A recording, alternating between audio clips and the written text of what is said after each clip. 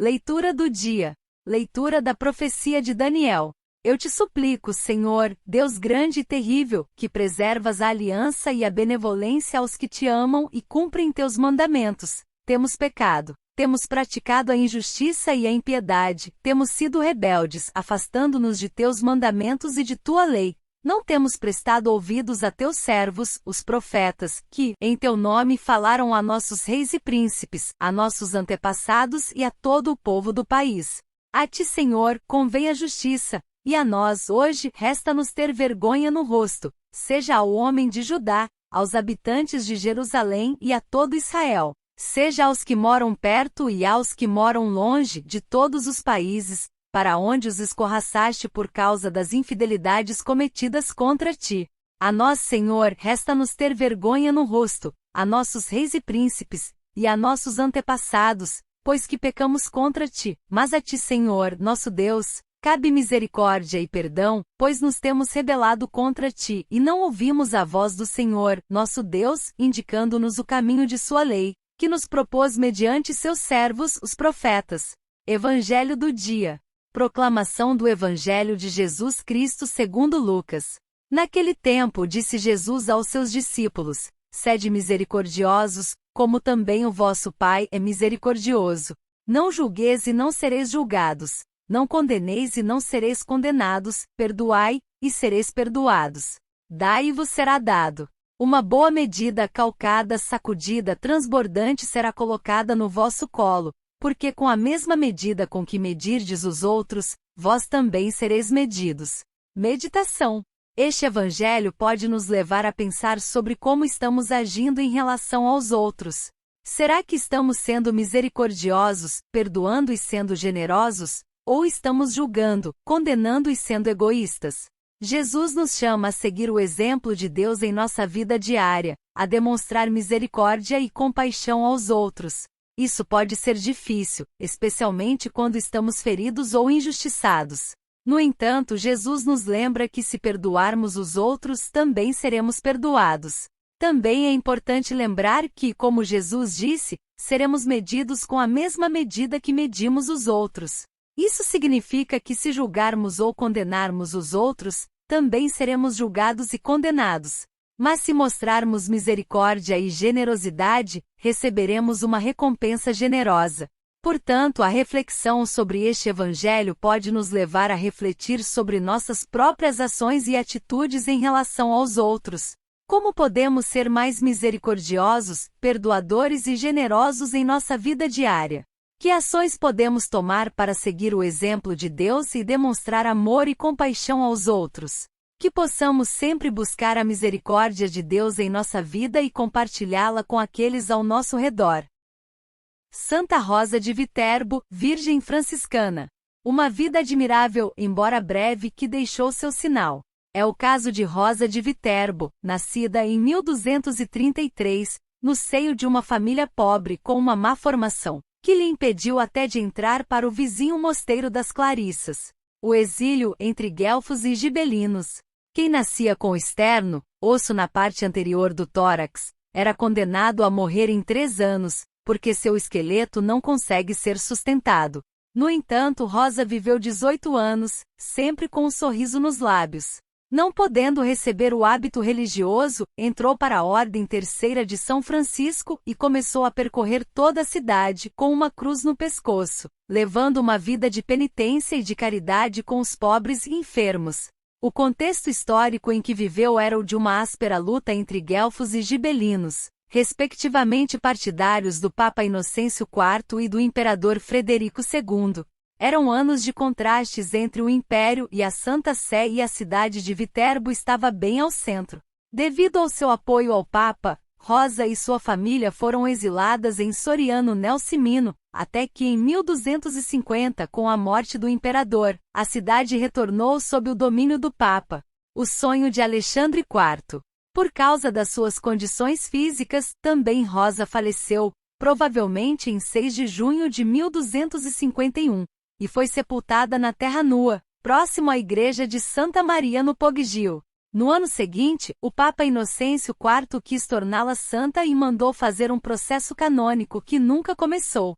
Seu sucessor, Alexandre IV, não se sentindo mais seguro em Roma, transferiu-se para Viterbo. No entanto, recebeu em sonhos várias vezes a visita da jovem. Por isso mandou trasladar seus restos mortais para a Igreja das Clarissas, as quais foram confiados além do seu culto. Ali ainda hoje é possível venerar seu corpo, completamente incorrupto, que permaneceu incólume até durante um incêndio em 1357. Santa ou Beata. Nos 2 séculos seguintes, a veneração da jovem aumentou. Assim, em 1457, Papa Calixto III renovou a ordem de um novo processo de canonização, mas, neste ínterim, veio a falecer, e não foi feito nada. No entanto, em 1583, o nome de Rosa como santa foi incluído no martirológio romano e muitas igrejas foram dedicadas a ela no mundo.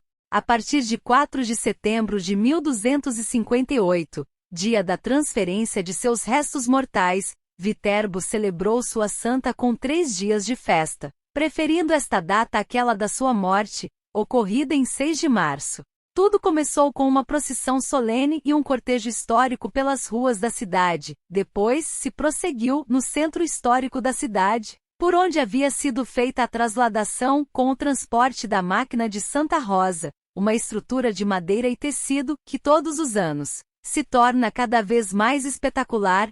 Esta usança foi, recentemente, incluída pela Unesco no Patrimônio Mundial da Humanidade. Santa Coletta Boyle, virgem franciscana, fundadora das Clarissas Pobres.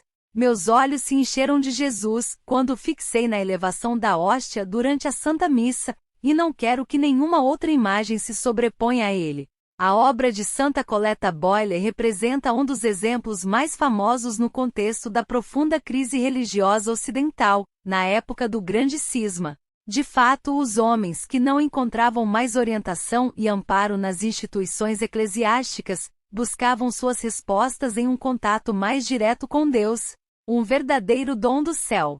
Antes de ser um dom para a grande família franciscana, Coletta o foi para sua família de origem. Quando nasceu, em 1381, sua mãe tinha 60 anos e não esperava ter mais filhos.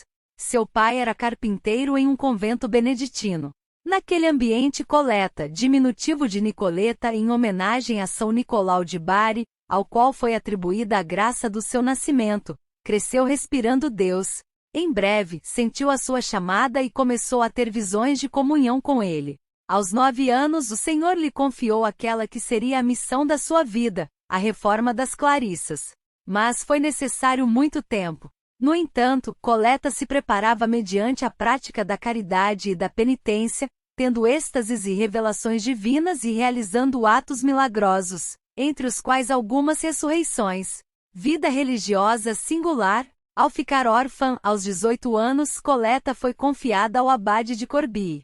Depois de fazer uma primeira experiência entre as voluntárias do hospital local e entre as clarissas urbanistas, como também entre as beneditinas, Coletta ficou titubeante, pois não encontrava o que queria e sua sede de Deus não se saciava. De repente encontrou um franciscano, Padre Pinet, que a convenceu a entrar para a Ordem Terceira de São Francisco. Encerrou-se em uma pequena cela adjacente à igreja, onde viveu trancada entre 1402 e 1406. Passava seus dias em oração, penitência e costurando paramentos e roupas para os pobres. Podia receber visitas somente através de uma grade. Como ela mesma escreveu, o tempo que transcorria era, em parte, rico de graça, mas também de sofrimento. Coletta questionava-se com insistência sobre seu futuro. No início pensava que estas dúvidas provinham do demônio, mas finalmente entendeu que era o desígnio de Deus que abria alas na sua alma. Desta forma, sentiu-se livre de tomar uma decisão. A reforma, um retorno às origens. Em 1406, Coletta recebeu o véu das Clarissas de Bento XIII, que na época na França, era considerado o Papa legítimo, e emitiu seus votos segundo a regra de Santa Clara. Desde então começou a sua profunda obra de reforma da ordem, que nada mais seria um retorno aos costumes mais austeros das origens, a oração pessoal e comunitária, a vida penitencial em prol da unidade da Igreja. O primeiro mosteiro a aceitar as novas disposições foi o de Besançon. Em breve nasceram muitas outras novas fundações. 12 conventos masculinos também aceitaram a reforma, mesmo mantendo seus superiores. Por fim, sua obra foi aprovada pelo ministro-geral franciscano, e em 1458 por Pio II. Os mosteiros coletinos, assim chamados em sua honra, são cerca de 140, espalhados pelo mundo inteiro.